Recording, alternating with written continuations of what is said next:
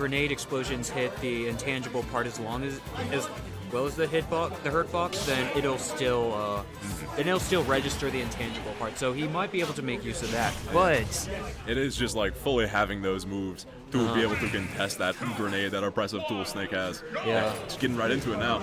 Okay, here we go. Small battlefield. Going in.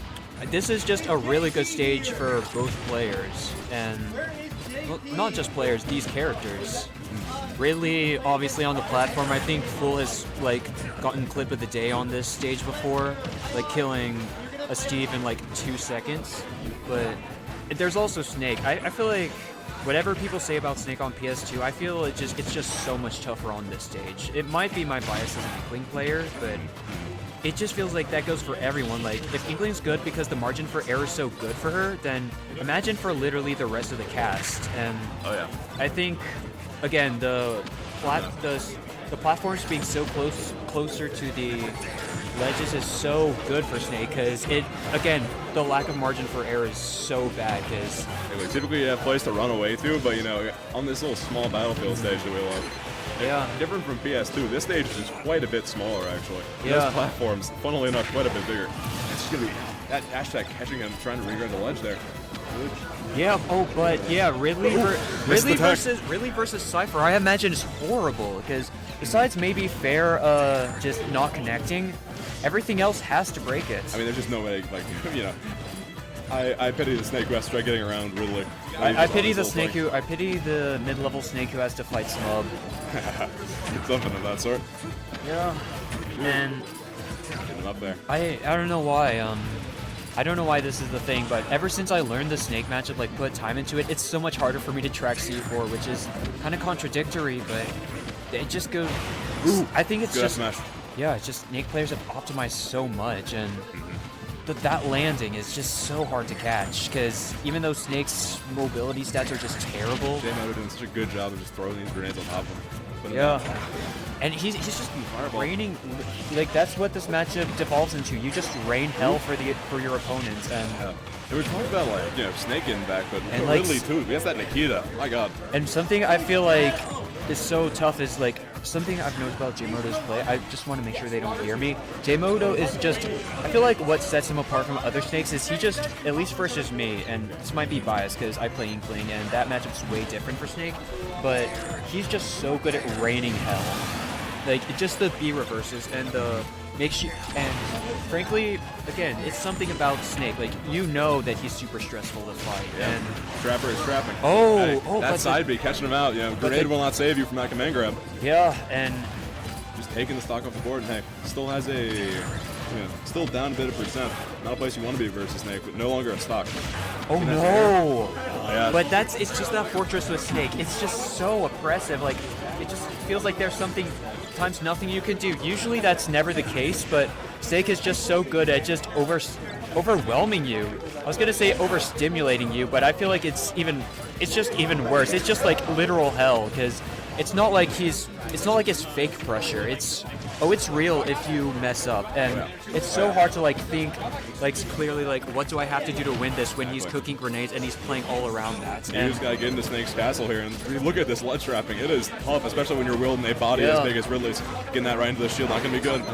And there's that Nikita. That Nikita's so demonic. And fight him there though. Dash attack. Not gonna kill him yet, but has him off stage. It's a bad place to be. Yeah, but that cooking grenades, throwing the grenade there to cover the neutral hit, it's so messed up what this character can do. And grenade. Percent 140. All right. Get him on the board now. Scary. Oh no. It's him out. That's bad. And not gonna be able to get through, but he lives it. He lives. He does. You have to. Yeah, that's death. Not gonna be able to disable it in time. I was gonna say this matchup is the game. Yeah, sorry, didn't mean to talk over, but this matchup is just so oppressive. Snake is just so oppressive, and even if it's in his worst matchups, you got the Min, the Game & Watch, the Inkling, the Mega Man, it's so trash if you don't know what you're doing, or the Snake just destroys your mental. Certainly. Okay. And what do we think of the stage pick? Because I definitely think that benefited Jmoto more, because I didn't really see Full get that much off of. I see. Here, take it over. Traps. All right.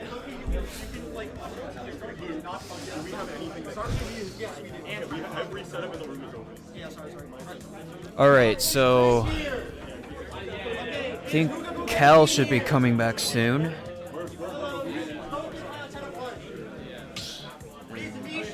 Look who it is. It's Cal. What are we doing, Splatoon me?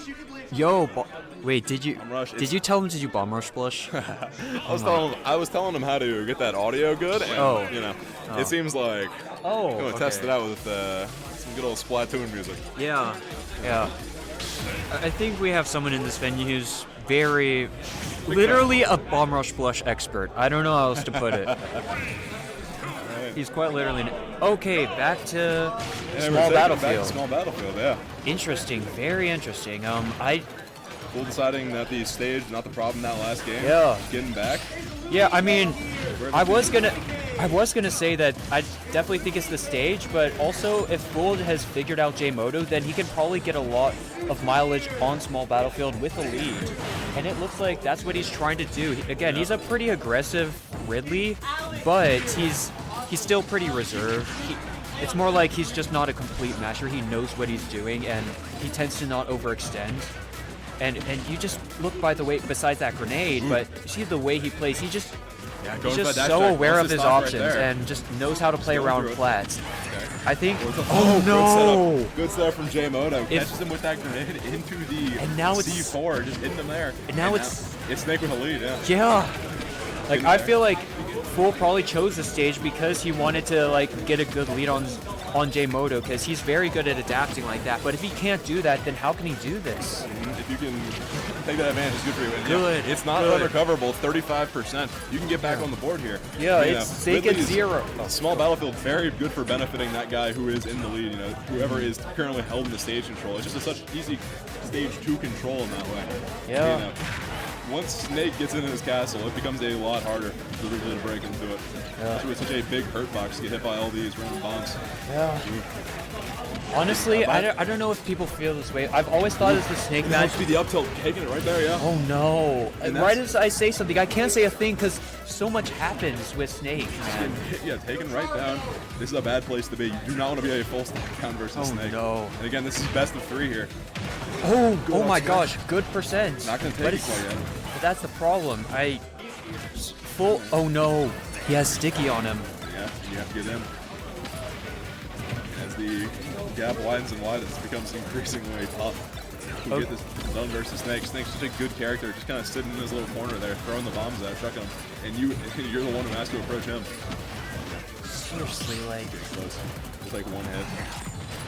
So, what happened there? Snake is just so oppressive, man, and you see, Man, Jmoto, great showing there. Pretty dominant stuff. That was a fast little round. I don't really